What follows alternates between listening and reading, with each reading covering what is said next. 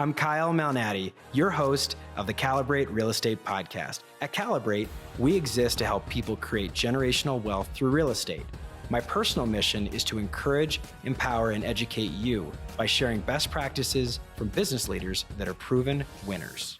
Broadcasting from the Mile High City, I'm your host, Kyle Malnati, and thank you for tuning in to a special episode of the Calibrate Real Estate Podcast. This podcast continues to live on, although Calibrate, the real estate brokerage, was actually sold in 2023 to Kentwood. I was a part of that acquisition, but like I said, the podcast still exists. Before we introduce our guest expert, I'd love to say welcome and thanks to all the familiar faces that have joined us on Zoom. This is episode 197 of our podcast. We used to do that podcast every week. We would record on Wednesday, edit on Thursday, and broadcast it across all sorts of social channels on Friday. It's a lot of work. We're almost at 200, so I'm mostly retired from the podcast game, but nonetheless, thank you for joining me. Represented on this webinar are clients, multifamily owners, colleagues, friends that have been integral parts of my career over 20 and a half years. Yes, I started in this industry when I was just 21 years old. I started on the bottom rung as an assistant for a high producing brokerage team, and I've worked my way up to partner and company owner and sold that company. And I'm excited to be here with you today. Many of you have been to this presentation in person over the years. In 2015 and 2017, Keith was kind enough to actually come to the Santa Fe Art District at a place called Artwork Network and present this content in person. It was a lot of fun. We had food, drinks, and great conversations, and it was both a informational event, but also a client appreciation event. Those events had 80 to 100 people in attendance. On this webinar, we have 45 RSVPs as they continue to come in. The goal of this presentation is to provide you with good, interesting, and valuable information. I'm often asked as a multifamily broker about the direction of the market. And I know I'm dating myself, but I started my career in 2004, like I mentioned. At that time, the average price per unit was just $58,000 per unit in 2004. The next 4 years, from 2005 into the recession of 2009, the average value was $64,000 per unit. In 2011, it was $70,000, 2012, $93,000, and then we started on a big run in the multifamily market. I think all of you know over the next 10 years from 2012 to 2022, we experienced explosive growth in the multifamily market. 2019, the average price per unit, the average finally eclipsed $200,000 per unit. And then in 2021 and 2022, fueled by amazingly low interest rates, we got to a point where values were in excess of $300,000 a unit, depending on which type of property it was, but averaging between $225,000 and $250,000 per unit. One of the things I like to share with people is that we don't always have increases in values. There are times during this assessment base period where values actually go down. And a lot of people assume that the value increases happen mostly in 2021 and 2022. It's actually not entirely the case. I looked back at some of the slides, and I won't spoil Keith's presentation, but in 2015, for apartment buildings that were 5 units or larger, we experienced between a 46 and a 56% value increase from the previous assessment period. In 2017, we experienced a 42 to 48%, pretty easy math. That was 100% appreciation if you looked at 2013 and then added 2015 and 2017. 2019, that increase was 22%.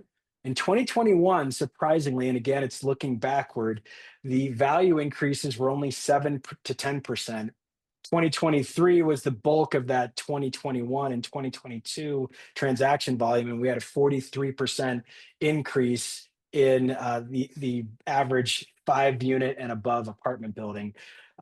So interesting stuff. We're going to dive into what's relevant and pertinent to today's conversation. These statistics that I share are just a reminder that those of us that are employed in the apartment industry, but also those that invest in apartments, it's a reminder of how blessed we've been to be in the apartment industry. I'm thrilled to introduce our guest expert, Keith Erffmeyer. Keith, I know we're dating ourselves here, but we've been doing this for a decade. You started presenting to small to mid-sized apartment investors in 2015 and 2017 in person. And then we took a little hiatus in 2019. And then we've done this podcast now 3 sessions in a row. Keith's devoted his entire professional career to the city and county of Denver. He started as an intern in 1994 and then progressed to a senior level appraiser. In 2005, he became the commercial section supervisor and then later was promoted to deputy assessor, chief appraiser. In 2014 was the year that Keith became the Denver County assessor and has run that department now for 11 years. Pretty amazing. You've made it to your 30th year in the Denver County assessment division. And welcome, Keith Erffmeyer. Thanks for joining us today. Uh, you bet. Thanks, Kyle. That's a bit of a trip down memory lane. Looking at the pictures of your previous events, I had far less gray hair and I didn't have glasses. So that's the most noticeable impact, besides the tremendous run on valuation that not just apartments, but properties in general in Denver have experienced. I think I've told people in the last about 8, maybe 10 years, which would be 4 or 5 cycles, we've doubled the assessed value in Denver as compared to the previous 100 and probably 30 years that Denver was incorporated. We've doubled the value in terms of asset valuation in Denver. So it's been a tremendous run. It's an honor to be with all of you here today. I'm going to be doing some presenting that will kind of peel back the curtain a bit on how assessors do their jobs, and it's going to be very apart how we do our jobs in particular here in Denver, and it's going to be very apartment centric.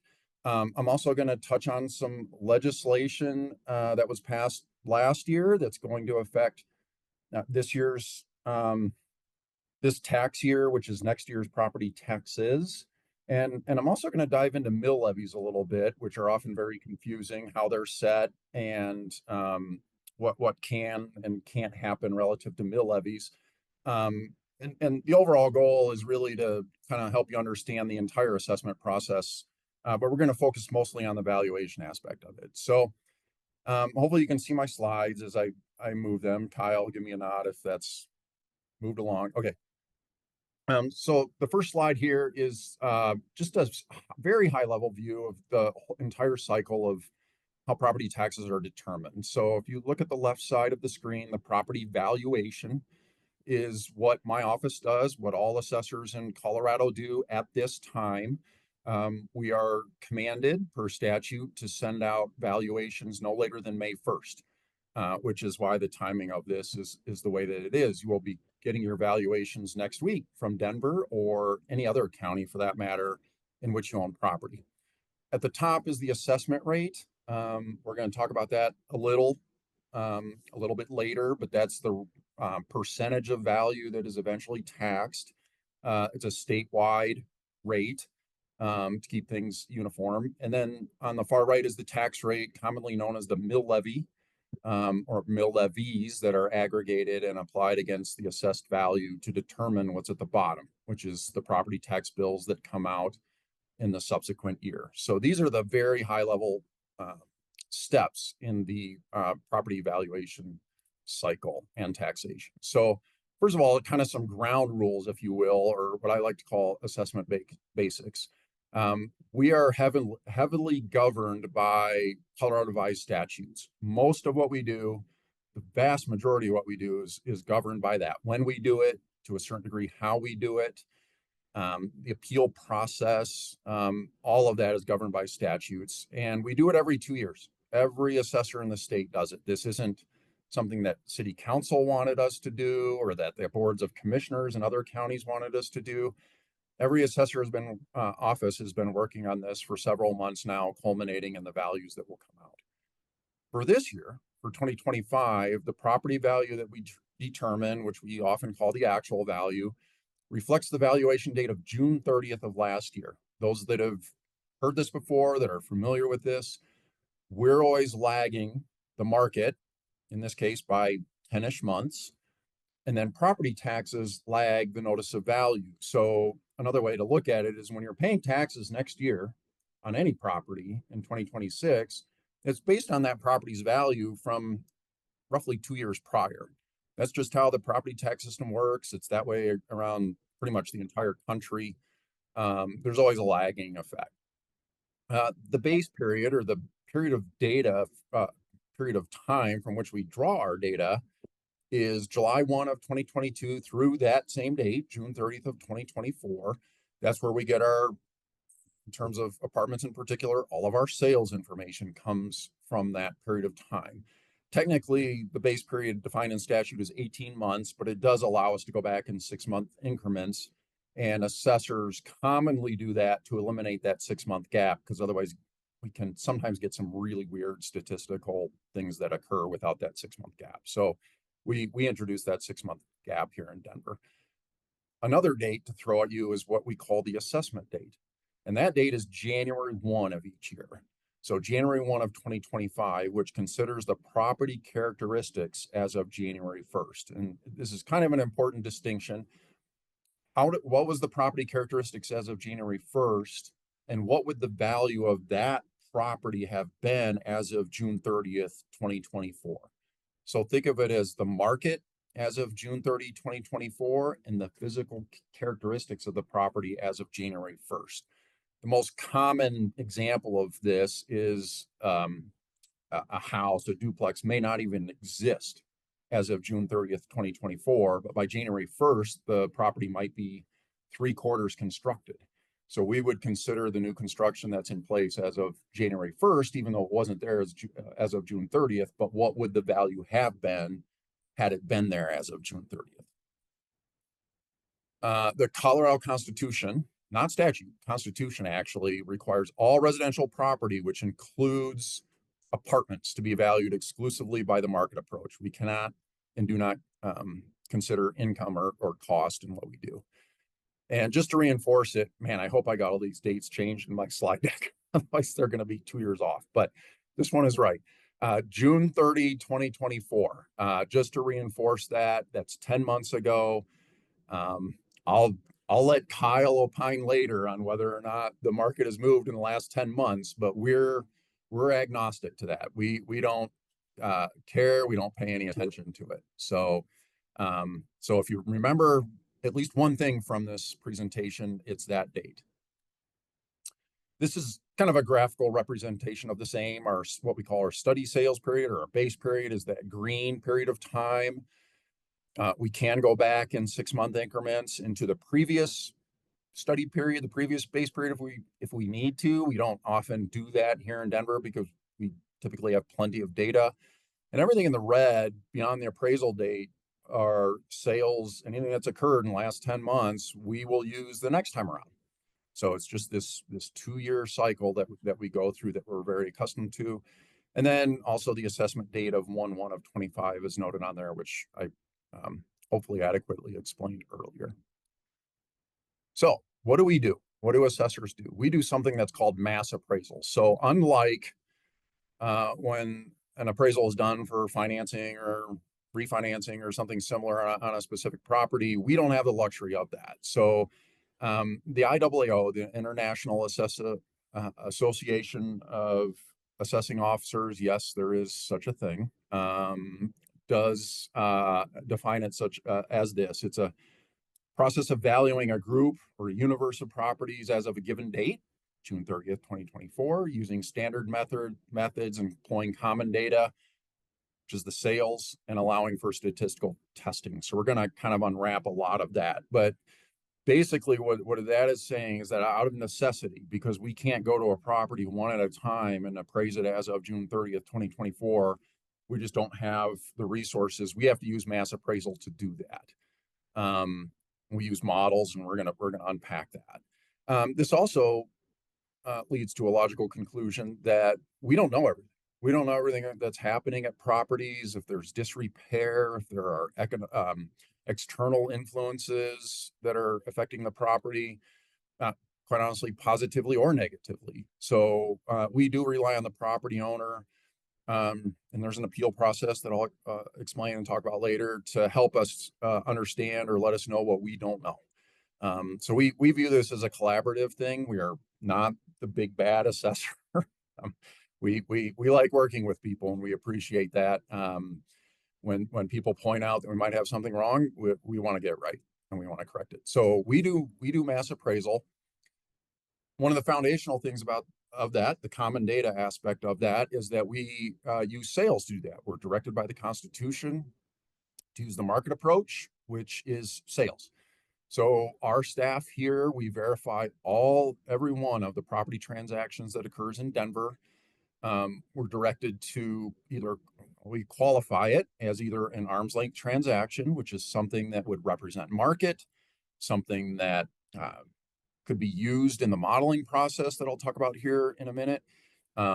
Generally speaking, transaction between parties that are not related, there's no duress, someone didn't feel like they had to pay more or had to sell it for less. We're looking for stuff that really represents the market, and the vast majority of transactions do that, but we do stumble across transactions from time to time that appear a little odd, and sometimes when we look into those, we find out that there's something that would cause us to disqualify those transactions, and then we don't use it in our modeling process. The other aspect that we do in addition, part of the verification process, in addition to qualifying or disqualifying, is we verify the property characteristics. We want to make sure that we have the property characteristics accurately quantified, whether it's very objective things such as the basement finish, the size, the bath counts, but also subjective things. If there's any unusual conditions, conditional obsolescence is what we call it, that is causing the property to be valued less than what it would otherwise normally be if it wasn't in poor condition. So in order to use the sales, in order to use the characteristics to value a universe of properties, we need to make sure the characteristics are right. So our staff does both of these things. And how they do that is they get the information from a variety of sources. RE Colorado, if something was listed for sale. Transfer declarations is always a fun one. That's the little form that you fill out at the closing table, or sometimes is already pre-filled for you by the title company. And there's a few questions in there about personal property and whether or not the transaction was related, and some financing questions, things like that. CoStar, we use particularly for commercial transactions. Apartment Insights is a really valuable resource to us that some of you may be familiar with. Personal interviews, we have historical records and permits, and my screen is blocking whatever else might be on there.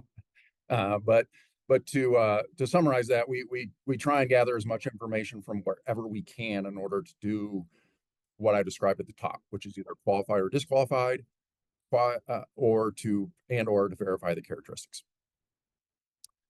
So this is one of the stories I think that we want to tell a little bit about anyway, is the volume, sales volume. So we're not talking about 100,000 a unit, 200,000 to 300,000 a unit like Kyle talked about, but sales volume. So this is Denver only, and it's models 1, 2, and 3, which I'll talk about a little bit more later. But model 1 is 2 to 4 units. Model 2 is generally 5 to 50 units, mostly in the core. Think Cap Hill, Congress Park, things like that. And then 50 plus are more the suburban style, for the most part, apartments that are more in the outer rim of Denver. And this represents the volume. So I always look for COVID when I see a thing like this. So COVID's about a quarter to a third into it. And, but things were bouncing around a little bit. It looks more volatile than it really is. And then, COVID hit, we had kind of this post-COVID thing, and Kyle described not just the massive increase in, price per unit, but also for us, there was a pretty significant increase in volume between, say, mid-ish, late 2020, as we started, kind of figuring the world out post-COVID, all the way through really the end of the previous base period, which would have been June of 2022. So I'll let others opine on that. I have a feeling interest rates might have been a big part of that, fueling the investment opportunities that existed in the multifamily market. And then for this time around, for us anyway, there's a noticeable drop off in the volume of sales activity. So it seems to have hit its peak in 2021, and then slowed down, fairly quickly, and settled in where it is for 2022 through 2024. Again, that's as far as we go. We don't look past that date until next time around. This is the same slide really, but rather than 6 years, it's 4 years. So it kind of demonstrates the left side, lots of volume, lots of activity, lots of transactions, previous base period. This base period, far, far less in terms of sales counts, which was interesting to us and might have something to do with interest rates as well. So we take all those sales and we build what are called that went too quick, valuation models. And what valuation models are, they're math models that are intended to mirror what's happening in the market. Zillow has models. Redfin, I believe, has models. There's probably more out there that have models that try to take what's happening in the market and say, based on that, here's how much I think this particular property is worth. One thing I would say that Zillow and Redfin don't do is they don't do what I described as far as sales verification. They just take massive amounts of data, pour it in, and let whatever happens happen. We feel like we want to get a little bit closer to the hole, to use a golf analogy. And we use both qualitative and quantitative property characteristics that I kind of talked about earlier. Very objective things that are counts and very subjective things that are more quality or locationally separable. So we build valuation models. First thing we need to do, there's really 4 steps to this. The first thing is to separate properties into more homogeneous groups. We can't value apartments with single family, with condos, with townhomes. The models would be a mess. Those properties are all very different from one another. So important to this group is that we have 3 apartment models that I kind of mentioned earlier. We have to time trend to the data valuation. So any sales that occurred earlier in the period, we have to get up to the June 30th date and say, yeah, I know it sold for X earlier in the period, but had it sold on June 30th, it would have sold for Y. And I'll describe how we do that. We perform very fancy math stuff, I'll say, called multiple regression analysis, which is really the modeling stuff, which is really kind of where the sausage making occurs. And then we review how we did. We test how we did. Do the coefficients make sense? If we have a sale that's just not fitting in with the model, we will review that and ask ourselves, why is that? And oftentimes there's an explainable characteristic or something we just didn't recognize about the sales. So I'm going to go through each of these 4. Stratification. So we do have 3 apartment models. I kind of mentioned this earlier. This has been this way for quite a while. We've asked ourselves, we're always testing ourselves, whether it's with apartments or other property types. Do we have our models stratified correctly? And we haven't found any reason to believe that we don't. There are admittedly some that are a little bit tough, especially when on the borderline, if you will, between models 2 and 3. Like, does this property belong with model 2, or does it fit better with model 3? And there are some in that gray area that we have to make some calls on. But generally speaking, this is how we break down our models. We also break it down locationally, and you're not going to be able to take away a lot from this slide. It means much more to me than it does you, but as you can see, we separate Denver into various locations. And Model 1, the 2 to 4 units, the locational separations are different than they are for Model 2, and same for Model 3. In fact, in Model 3, we even take sales from outside of Denver and create sales records within our database with those property characteristics, whether it's from Highlands Ranch or Arvada or wherever the case may be, to help us with our modeling as we get to the more outside areas of Denver, because those properties tend to compete more with properties from Wheat Ridge or Littleton or wherever the case may be than they do the core of Denver. So we even have stratification in terms of location for properties that aren't even in Denver as we introduce them into the model. So anyway, we do stratify locationally. So that's stratification. This is time trending. We do a median monthly weighted sales ratio, which isn't going to mean anything to anybody, but we do a sales ratio, which is our value compared to the sale price. And we plot that over the 2-year period. In this case, this is for Model 2, which is generally 5 to 50 unit apartment buildings. And we plot that over time. And if I had showed, maybe I should have left that in here, last year's, or 2 years ago rather, slide, it would have showed a pretty significant upward climb over the 2 year period. In this case, it's actually showing a negative influence of time. So we're trying to isolate time and its influence on the market, on pricing. And why this is important is what I described earlier. If a sale occurred, say in, we'll just use the first month on here, July of 2022, the first month in the new base period, and had it sold for $5 million.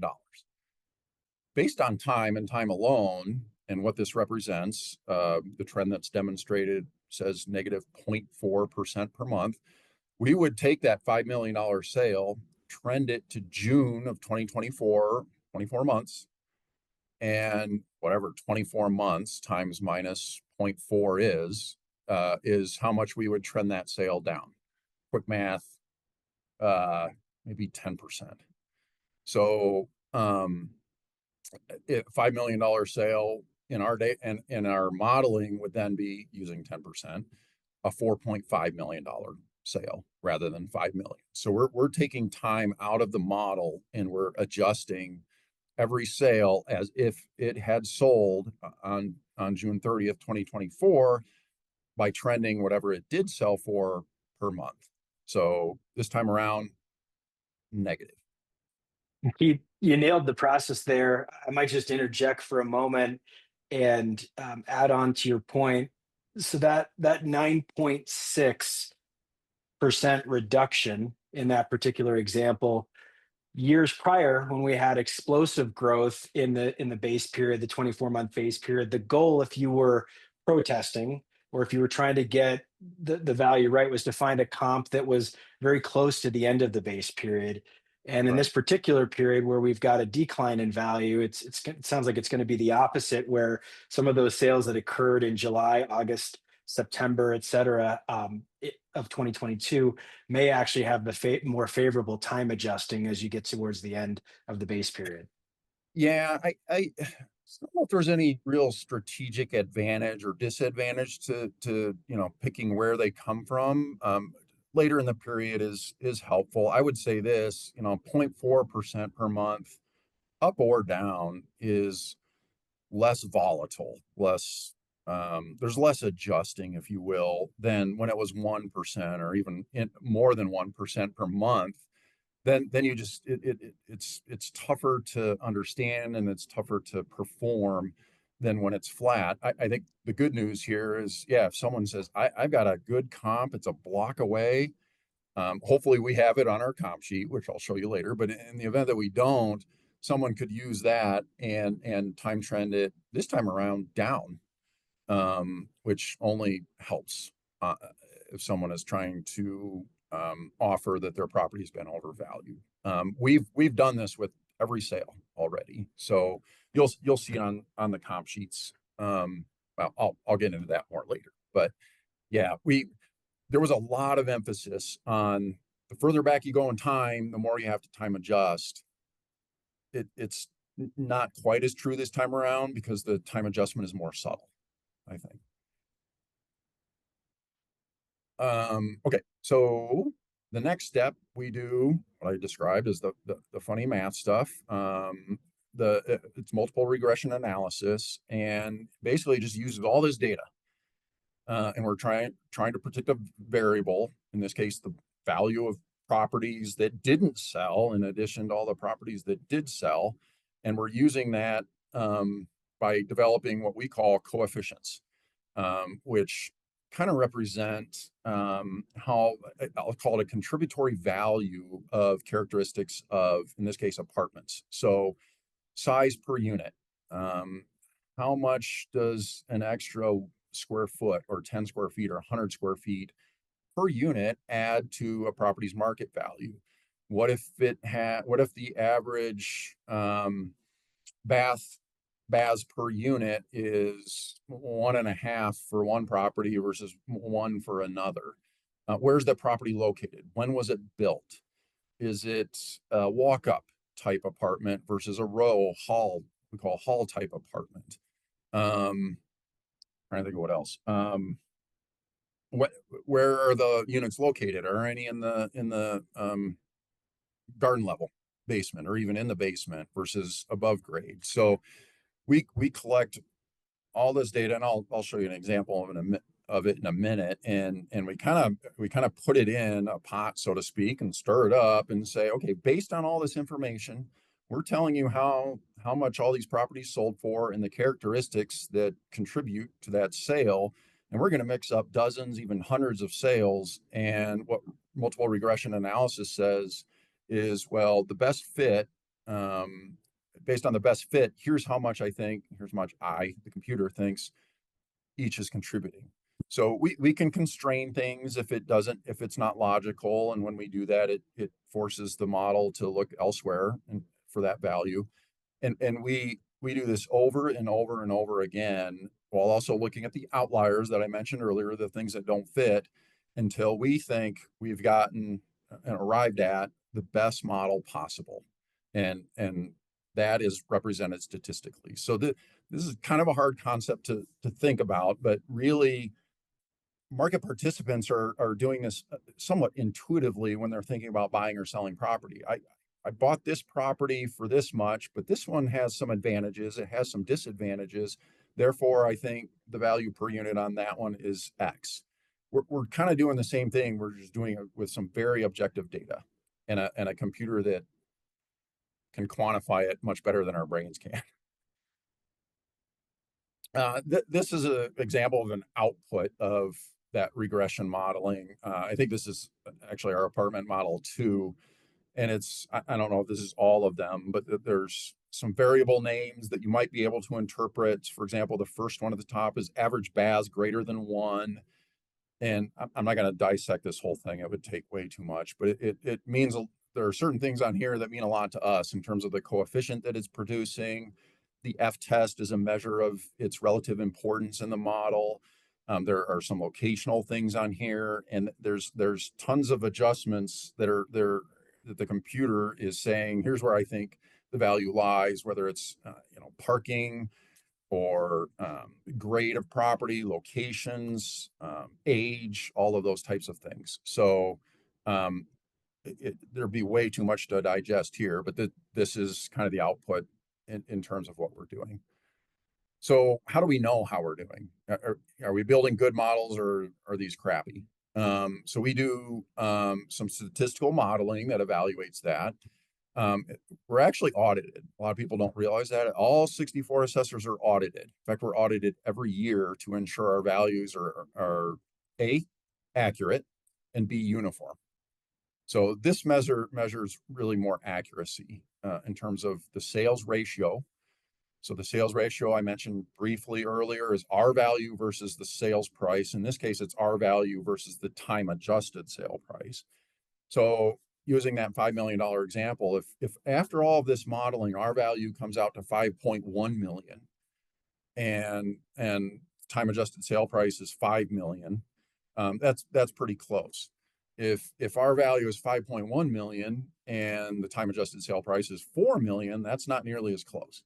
So we're trying to zero in as close as we can on that median or middle sales ratio, given the whole array. The coefficient of dispersion measures how spread out that is from the median. And we want to get that as tight as possible.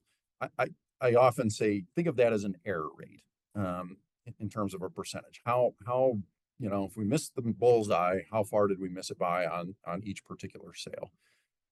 So these are the results from this year, 2025's modeling. Again, you'll see the 3 models. You'll see kind of some summary statistics in terms of the sales counts, median sales price. But then I draw your attention toward the middle. The median sale ratio, we're aiming for 100. The state audit allows us to be plus minus 5% on that. So these are passing grades. And then the COD is the coefficient of dispersion, or the error rate that I was mentioning earlier. And that is supposed to be within, I think, 15.99. So these are the results. And these are pretty tight. I think we have an advantage, quite honestly, in Denver, that we have, even in a slow volume year or two of sales, we still have a lot of apartment sales compared to most counties. There are a lot of apartments in Denver, and even in a low year, we have a lot of data which with which to work, which is quite honestly a blessing. One more thing, I think at least one more thing. This is what we call a comp sheet or comparables. And almost all residential properties, apartments included in Denver, will receive this within their notice of value. It is a representation of what we feel based on comparability are the 5 most comparables. I think I just said comparables probably 6 times in the same sentence, but you get the idea. That are most similar instead of comparable to your property in terms of the average unit size, where it's located, what is the kind of bedroom, bathroom mix, unit counts, all of those types of things. And these are sales that actually occurred. These are sales that help build our model. And these are sales that we actually, and I'm not going to go into detail about it, that we actually do make adjustments to be similar to, in this case, the subject property, which is on near 17th and Humboldt, to arrive at the final value for this property, which is blocked on the bottom of my thing, but I'm guessing it's 3 point something million just from what I can see. So, 4.28, Keith. 4.28. And Okay. if I might just pop in for a moment, this is the page of the notice that you'll receive that I get the most questions about as a real estate broker, and it begins the process over the past really dozen years that I've been helping people proactively protest, or so I should say reactively protest when they receive their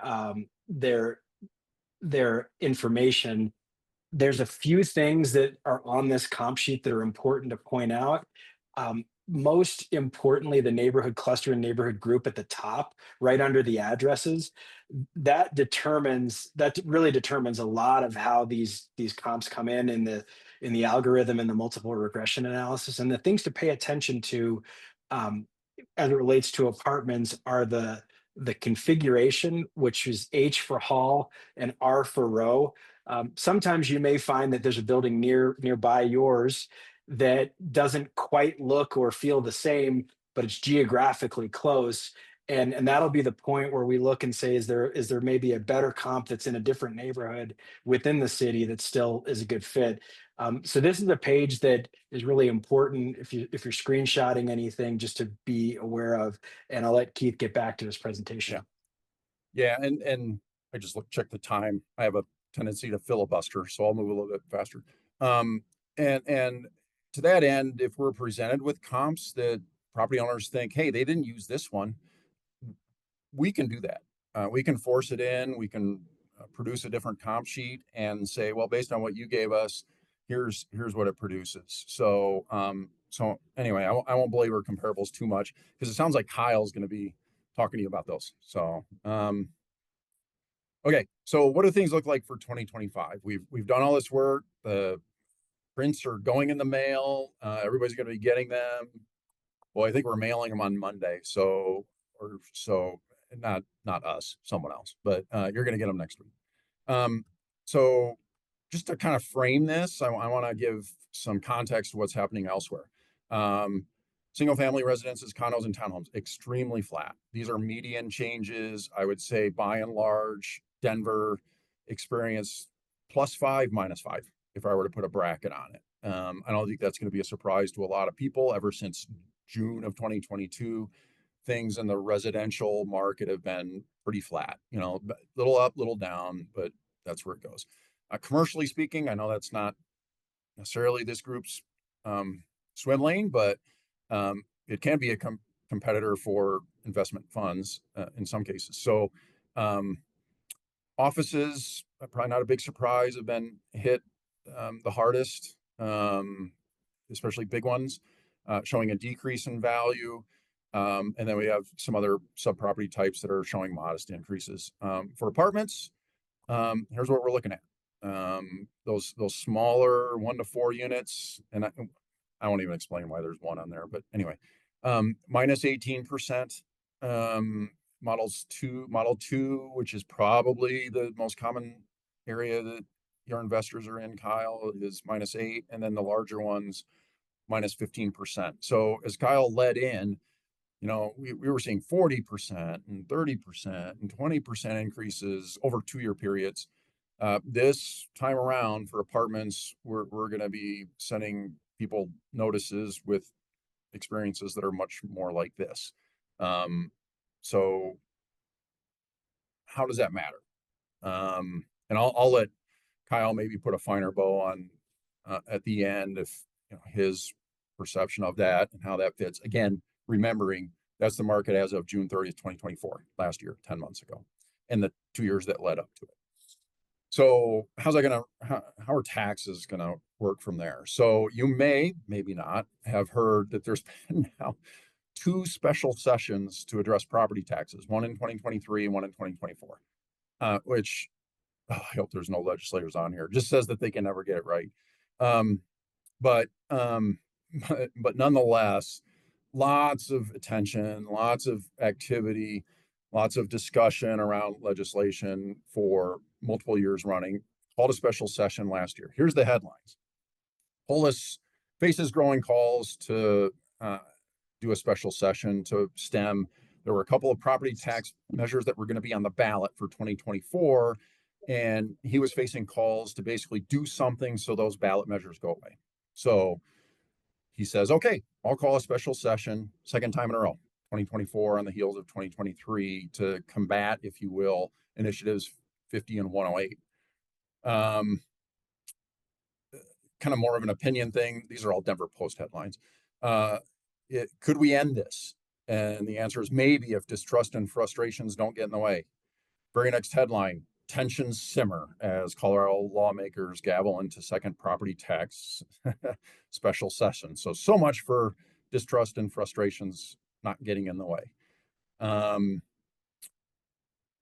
Was introduced. A reform bill advances during the first day. I think it was a 4-day special session, if I remember right, 3 or 4, I can't remember for sure, where all they talked about was property taxes. All they talked about was property taxes. Made its way through the House, although it received some criticism. Everybody wants to be part of the solution. Not everybody was part of the solution, so some weren't happy. There was initial approval from the Senate. There was another kind of secondary bill that didn't make it, and it was finalized by, I think, the House first, and then eventually the Senate approves it. And really, again, they felt it was better to do something that was certain rather than risking what initiatives 50 and I can't remember 130 would have done. And then kind of some post headlines, Denver Post headlines. It was shaped by power politics, outside leverage, and averting risk. And the governor eventually signed it. So what does that do? First of all, for 2023 and 2024, which are taxes payable 2024 and this year, 2025, these are the assessment rates that are in place. Again, everything's paid in the year that follows. So for 2025 taxes that you're paying this year, I think the full amount is due next week if you haven't paid it yet. You would take your assessed value times this 6.7%, and it would also include a $55,000 deduction. So a $5 million apartment building would be reduced by $55,000 before 6.7 is applied. So remember 6.7 if you can. So here's the law of the land starting 2025 going forward, which will apply to taxes that come out 2026. So for residential, your house, your condo, your townhome, and any apartments that you might own, if the statewide actual value growth, I'll say that again, statewide actual value growth, not Denver, not the metro, statewide, if that is over 5% for 2025, then for schools, this is where it gets extremely fun. For schools, that assessment rate, it's not 6.7 anymore. It goes up to 6.95. But for all other local governments, including Denver any other county that you live in, any fire district, any metro district, any special improvement district, any other district that you can think of that imposes a levy other than schools, that rate will be 6.15% for the 2025 year. Okay. And I'm going to get to 2026 here in a minute. Contrast to that, if statewide value growth goes up less than 5%, then schools will be a tenth of a point higher, 7.05. Local governments will be a tenth of a point higher, 6.25. And then I'll talk about what's going to happen in 2026. For residential property only in 2026, those assessment rates are going to go up, but assessors are directed to deduct 10% of the first $700,000 worth of property value, which I think is pretty self-explanatory. So on a $5 million, I keep using that example, $5 million apartment building, we would deduct 70,000 in value, which is 10% of the first 70,000. If you own a $700,000 house, you're going to get $70,000 taken off before application of these assessment rates. So the math is going to divert. I'm going to show an example here in a minute that hopefully will help. So for non-residential property, anybody that owns anything non-residential, these are the assessment rates. They are currently 27.9. They're going to go down to 27. For the most part, they're going to go down to 25 and stick there. Industrial vacant land, personal property takes a little detour for a year, but that's just because they wanted to make life hard on assessors. So here's an example. Just and I used if property values go up more than 5% statewide, there's a $500,000 house, condo, townhome, apartment, whatever. You'll see there's kind of two different columns. It's a bifurcated calculation where we apply the local governments to one side and the schools to the other. We use 500,000, we multiply it out. You can kind of ignore the values for certification. That's something more for assessors. And then you'll see the mill levies are determined, and those are not Denver's mill levies. Those are just fictitious mill levies that I pulled out to calculate out the taxes for kind of each and all. And those are aggregated back together for total taxes. So remember that amount, 3,043 and 76. The next 2026, same house, 500,000. Still, we're going to knock off 50,000, which is 10% of the first 700,000, which is on the left, to make that 450,000 for local governments. But we're going to increase that assessment rate to 6.7%, I think. So I hope I got that right. So the math is going to be different. And I can't quite see the bottom just because the thing is blocking it, but It's all right. It says 3,005 for the total taxes. And for those of you that are taking some screenshots, for anybody that's on this presentation, we'll send out the slide deck to you post-production. Yep. But feel free to take pictures if you want. So the big takeaway here is what used to be kind of a straightforward calculation, value times assessment rate times mill levy equals taxes. Now there's kind of a two different lanes to get there, which is still value, but now we have two different assessment rates. And in 2026, we're going to knock off some value, which, by the way, I mean, if you just simply think about that, that's more helpful to properties the lower value they are, right? So once you get below 700,000, it's 10%. Once you get above 700,000 value, it's all you're going to get is 10% of the first 700,000. So it was intentionally designed that way to be progressive, if you will, in terms of where the benefit would be arrived. Okay. Okay. One more thing. Okay, I got to wrap up quick.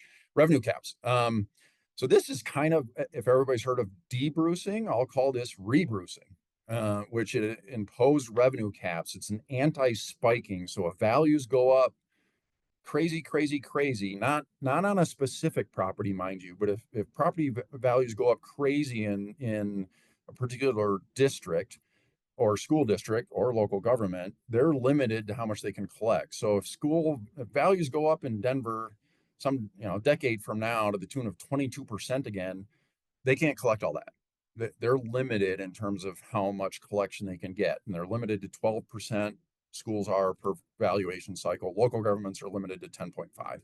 So I'm not going to belabor that too much because I want to get through a few more. Denver's mill levy.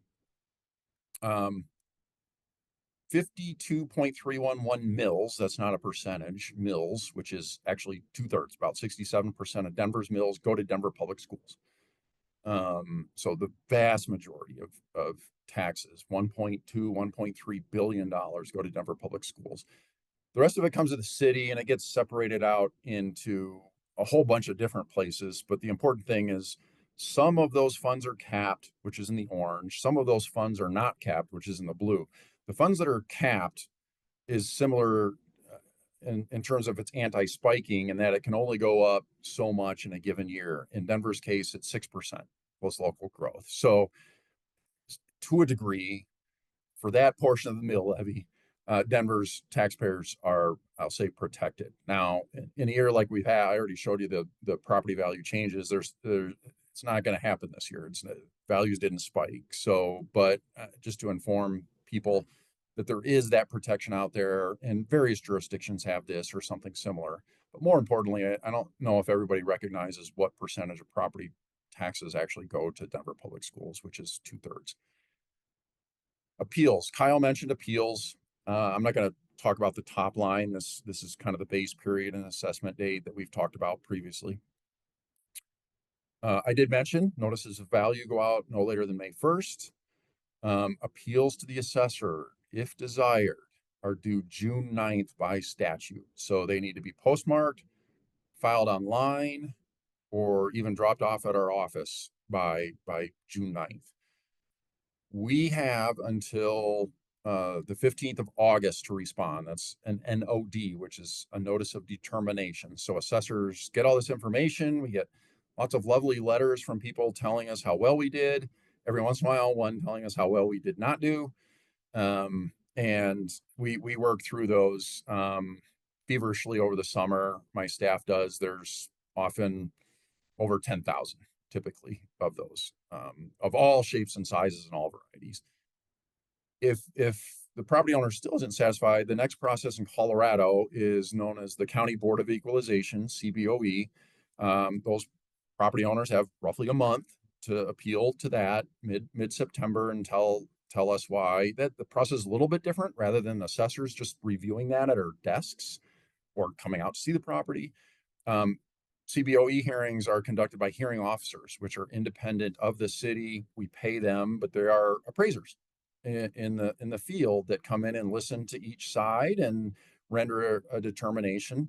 Those need to be out no later than November 1. So we have about 5, maybe 6 weeks of hearings, what we call BOE hearings, where sometimes we learn things that we didn't learn when the letter was mailed to us or from a discussion. And again, collaborate. We value that. And we certify at the end of the year, and then there are state level appeals that go to the third and final level in the state of Colorado. So some suggestions if you are to think about protesting. Don't consider what's happening now. Please remember that the date of value, June 30th, and how your property sat as of January 1st, 2025. That's the valuation date and the assessment date that we talked about. Don't protest the taxes. We don't even know what the taxes are going to be, right? I don't know what the mill levy is going to be. I mentioned whether the state is up or not. 5% in value determines the assessment rate. So I don't even know the assessment rate at this point in time. Focus on the value. And Kyle can certainly help you with that. And hopefully we'll describe how so. The rate of increase, decrease, I put out some percentages. Every once in a while, someone will say, well, you told me the median was 22%, and mine went up 25. You had to have screwed that up. Yeah, it doesn't quite work that way. The median is just that. It's a median, and it's the middle experience, if you will. Consider the market value and review the property characteristics. Kyle touched on that a little bit. If we have the wrong unit count or a wrong style or something like that, that can make a difference. Property characteristics that we have on record, including quality, condition, things like that, drive the value. The most common thing we get is the value is too high. Outside of some 4-letter words that are sometimes included, that's the most common thing anyway. But people evidence, sales, photos, descriptions. We'll assign an appraiser. Oftentimes they'll contact you. One thing I didn't mention in here is appraisals, refinance appraisals, things like that from the applicable time period in particular are helpful. Even if it's not from the applicable time period, sometimes appraisals are helpful to help us make sure the characteristics are correct. If that appraiser says, oh, it's only 17 units and we have 18, that's a problem. So if you have an appraisal, we see tons and tons of appraisals, especially when interest rates are lower, quite frankly, and there's more activity in that. So so those are some suggestions. Whew, I made it just in time. That is my email and that is my direct line. So if you do have any very specific questions, I'd be happy to answer them. But I think I'm going to turn it back over to Kyle to run through any questions that might come in. And I'm so thankful for the 42, 43 people that logged in today. These slides will be disseminated to everybody that joined us on this webinar. And then, like I said, it'll also be on YouTube. It will also be on my podcast channel, which is called Kyle Malnati's Calibrate Real Estate. I love to communicate with every one of you individually, but I'm so happy that you joined us here today. Big wave of hands or applause for Keith for his time and energy. I know he's got other presentations that he has to do. I'm your host, Kyle Malnati, and as I love to say, Keith and we will see you around the neighborhood. We'll see you sometime around Denver. Thanks, everybody. That ends our meeting, and have a great rest of your Wednesday.